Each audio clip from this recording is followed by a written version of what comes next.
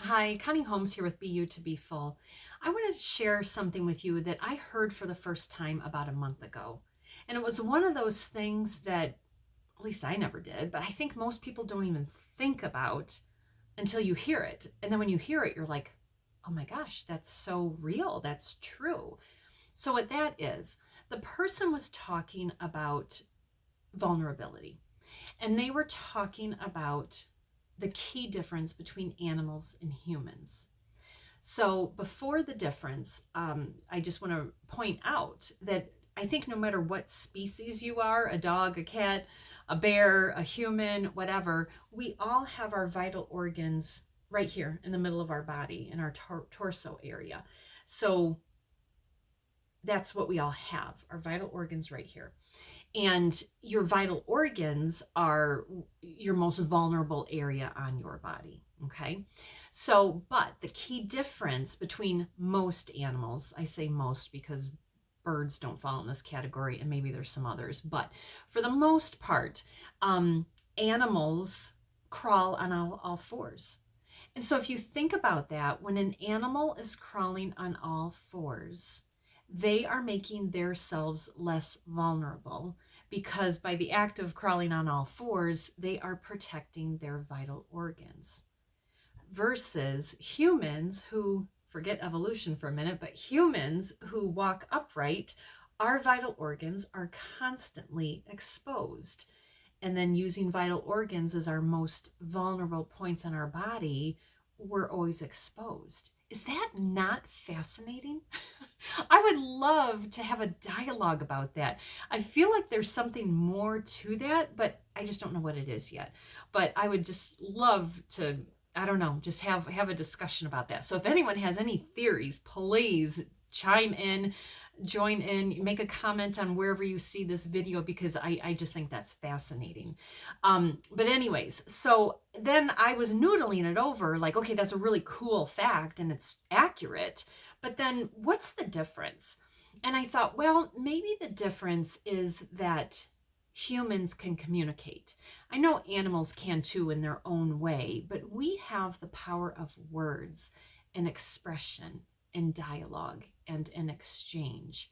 And is that what makes that a little bit different for us? I don't really know.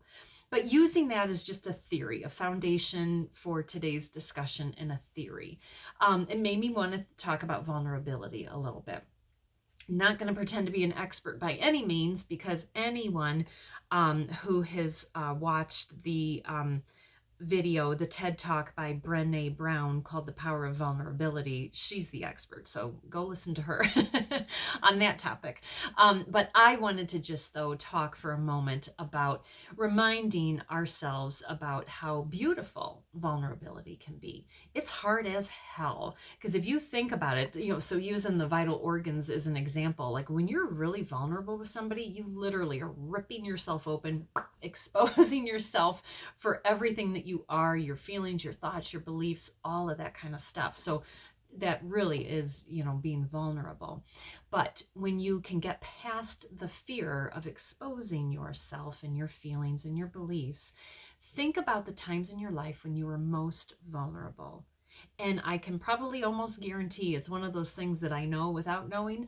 More often than not, it was probably the most beautiful times in your life. And I'll just pause for a moment and just think about that. I have a couple of examples that immediately pop up in my head when I was most vulnerable. And oh my God, it revealed probably some of the most loving and beautiful moments that I could have with a person. Because honestly, you just remove that bullshit wall. You remove the crap of pride and ego, self-righteousness, anger, confusion, all these words, you remove all of that crap. And with all of that crap removed, you can get to the heart of a person. And when your heart is exposed to another person who loves you and respects you and wants the same, with you and for you and together with you, that is the most beautiful thing in the world. So that is my message today, is just really take a moment and think about the times that you were most vulnerable And hopefully, you are left with just remembering how beautiful it was. No matter how painful it was probably just beautiful at the end. And then with that beauty in your memory, to remind yourself to do that again and again and again whenever it's necessary, and to not be fearful of that. Reminding ourselves that we are human and we walk upright, exposing our vital organs and our vulnerable ability to everybody, because we can handle it. We have words to support us. So I hope that makes great sense.